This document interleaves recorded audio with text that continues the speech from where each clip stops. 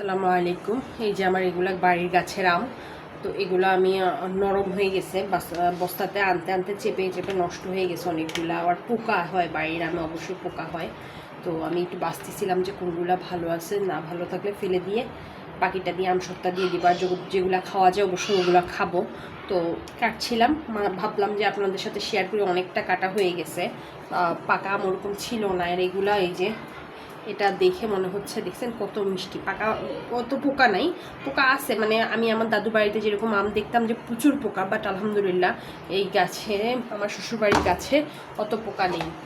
এই যে আমটা মাত্র কেটে রাখলাম আপনাদের জন্য, মানে দেখাবো ভেবে। এই যে কত সুন্দর, তাই না? এত সুন্দর টস্টার মিষ্টি, আলহামদুলিল্লাহ প্রচুর মিষ্টি।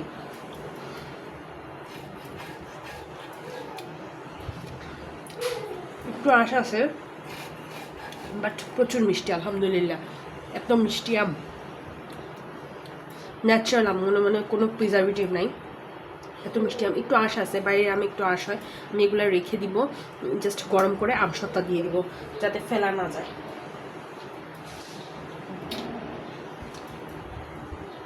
একটু কাটছি, আমি আর কাটবো না। লাস্টে এই যে মোটামুটি সব কাটা শেষ। সব কাটাকে শেষ কি বলতে, যেগুলো আছে এগুলো এখন খাবো না, ওগুলো যেহেতু একটু ভালো আছে এগুলো রেখে খাবো, আর ওগুলো দিয়ে আমসত্তা দিয়ে দিব। আর যেগুলা কাঁচা ডিপ করা আছে ওগুলা দেখে কি করা যায় আমি জানি না, ওগুলো দিয়ে এখন আমি কি করব, বাট ওগুলো দিয়ে আমসত্তা দেওয়ার ট্রাই করব।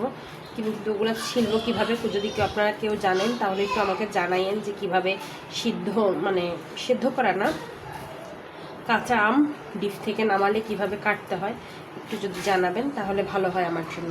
এই দেখছেন আলহামদুলিল্লাহ কোনো পোকা নাই। সবাই কিন্তু মাশাআল্লাহ বলতে ভুলবেন না। এই যে আমি পোকা পাইছি, পোকা যে ছিল না তা না, পোকা ছিল আলহামদুলিল্লাহ। এটা অনেক ভালো, পোকা খুব কম আমেই ছিল।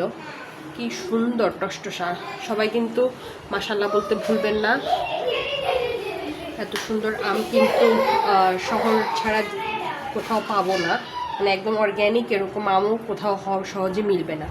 আলহামদুলিল্লাহ আলহামদুলিল্লাহ আলহামদুলিল্লাহ, প্রচুর প্রতিবারে আলহামদুলিল্লাহ। শ্বশুর শাশুড়ির জন্য দোয়া তো অবশ্যই আছে, ওনারা গাছ লাগাইছেন দেখেই পাচ্ছি। আমার বাচ্চারা কিন্তু দুষ্টামি করতেছে। এক পিস আপনাদেরকে দেখাচ্ছি। টেস্টটা তো আপনাদেরকে বুঝাইতে পারবো না, বাট অনেক মজা আলহামদুলিল্লাহ। সবাই পাশে থাকবেন, আল্লাহ হাফেজ।